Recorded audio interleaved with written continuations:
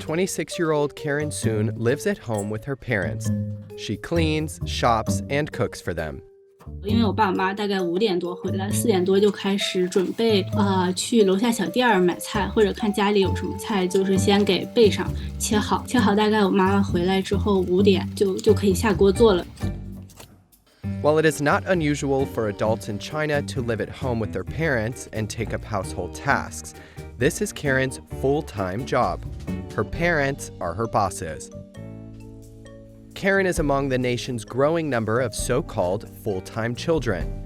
The description may sound like a joke, but around 4,000 young people have joined a forum for full-time children on the Chinese social media platform Douban, where they post updates about their daily work.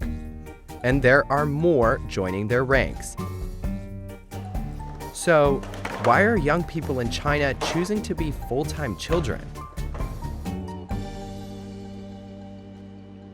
Meet Arohan. She is from Inner Mongolia and spent almost an entire year as a full-time daughter. She graduated in 2021 from Hohhot Nationality College with a bachelor's degree in mathematics education. While in her final year of studies, she started looking for jobs. 我大概是投了6-7个吧，然后差不多有一半有跟我说，无论是说可以线上授课或者是线下教培，说可以的。But Arohan says she was hesitant about taking any of the job offers. 一开始我并没有那么担心，我觉得行业就是前景也不至于那样，必须说是考这些东西。然后，在我就是在网上查呀，或者是问别的人之后，我发现好像这些教培机构不是我想的那么乐观，就是会有一些工资不是那么高，然后有一些压榨那种，然后也会超级忙，然后他们是比较看重这种业绩的，如果说你的业绩不好，他可能就会把你辞退。In 2021, Beijing banned for-profit tutoring for school subjects such as maths and English. Beijing officials said the aim was to free students from having to take excessive classes and to even the playing field for students whose families couldn't afford the tutoring. Assistant Professor Lu Xi from the National University of Singapore said the private tutoring sector was just the tip of the iceberg in China's overall crackdown on private enterprises. The last 2 years, we saw the falling down of the education industry. We saw the falling down of the online game industry. So the uncertainty actually is a really big problem from the policy side. The phenomenon of the full-time children is nothing but unemployment. That is a very simple and a direct answer. As hundreds of tutoring centers closed or continued operating clandestinely, the number of tutoring jobs available for China's fresh graduates was significantly reduced. 可能有一些害怕，就是环境越来越不好，然后各种政策打压之类的，就怕如果你出去干这个，可能还是没有什么好的结果。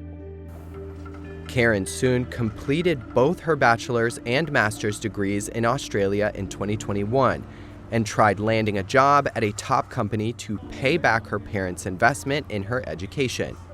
She asked us for anonymity because she's preparing to take an exam to enter the civil service and doesn't want to jeopardize her chances. 我基本都是申请完，然后做完那个笔试，他就开始给我发拒信，所以就是300个这个申请，就什么包括那种快销啊，就是百威啤酒雀巢啊，还有包括西门子销售啊这种东西的，我都投完之后，能给我来面试来 offer 的只有银行，然后只有销售，只有券商的营业部。Soon says the only offers she received were for sales roles that paid a basic monthly salary of around 3,000 yuan. She was also concerned about having to work long hours for little pay and with constant reviews of her performance. But education researcher Chen Zhiwen said the term full-time children is simply a buzzword, an alternative to the decades-old term Ken Lao Zu. The Chinese phrase generally refers to young people who give up working and just live off of their parents. 最想提醒家长的就是，你一定要把孩子赶出去，那么否则真的是毁孩子。There are also worries that full-time children are adversely affecting China's post-COVID economic recovery. So you have a snowball effect. Today, you have some will say that fresh graduates, they could not find the job and they choose to stay at home. But these people finally, they still need to go to the job market and find some jobs. So it will affect the job hunting for the next year, for the next year's fresh graduates. 我想留在就是家里边，然后家里边这边说实话，确实没有什么别的机会，然后除了公务员，他们说，你得考上这个，你得去考这种东西，说只有这种东西才是，正式工作，其他的都是打工，所以他们可能也觉得压力不至于那么大，所以可以让我，考几年。至于能考到多久，他们也没有说。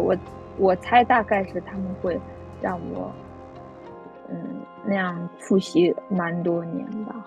But competition is expected to be stiff, as many young people are rejecting offers in the private sector to prepare for China civil service exams.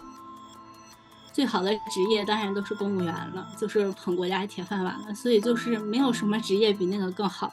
就算是在什么大城市，年薪好多钱，可能也比不上在父母身边铁饭碗啊，有社会地位。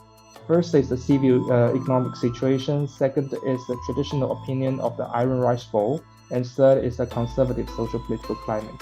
I think that's the reason why we have seen so many people that taking the civil servants exams.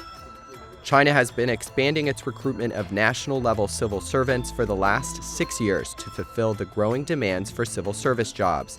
A record high 2.83 million people applied to take the civil service exam, or guokao, in September 2023. But with 39,000 vacancies nationwide, only 1.4% of exam takers successfully got jobs in the civil service. Chen says the rat race for civil service jobs is a natural market choice, but the fierce competition should not be used as an excuse to stay at home. 我坚决反对说全职子女出现是因为社会的需求，恰恰的社会需求，我不认为说就导致我们找不到工作，只是没有你所期望的工作。我们需要意识到当下的中国快速的实现高等教育普及化，那么考不上大学变成一件很困难的事情，同时大学毕业生也变成了一个普通劳动者。我们对自己的就业期望需要一个恰当的定位和恰当的期望，不可能人人都是公务员。China had a record high 11.6 million fresh university graduates in 2023. Chinese cities created more grassroots jobs exclusively for fresh graduates in the 2024 recruitment plan, as announced in October 2023. But this just added to Karen's decision not to take a job in the private sector. Had she done so, the government would not have considered her to be a fresh graduate. She wanted to hedge her bets. 像我们的报考的税务局啊之类的，竞争就挺激烈的，1比30到50。但如果我要是没有应届生身份，像我朋友他要考的话，就是挺可怕的，因为只招1个人，然后可能要有快1000个人报考那种。China's youth unemployment rate hit a record high in June 2023, when about 21% of young Chinese aged 16 to 24 were jobless. Beijing abruptly stopped posting the data in June 2023. Nearly 6 months later, publishing of those figures resumed, showing that China's youth unemployment rate dropped down to 14.9% in January 2024. Professor Liu worries the situation won't change for the foreseeable future. They're staying at home and do not going out to work. So it will result in the decline in the total social consumption. And later, it will in turn limit the social capacity to create new jobs, to create more employment. So finally, that cycle is negative. And more than that, this kind of negative cycle will result in a lower birth rate and marriage rate. So in the long run, if you look at the social demand in the long run, it's still not a good sign. Both Arhan and Karen regard being a full-time child as just a career phase. Arhan resigned from her job working for her parents in August 2022 to take up a district-level government job with a 2-year contract. She said the job may improve her chances for future civil service exams. Karen is anxiously waiting for her Guokao written exam result and preparing for a potential in-person job interview. But it won't be easy. She's competing with thousands of full-time children just like her.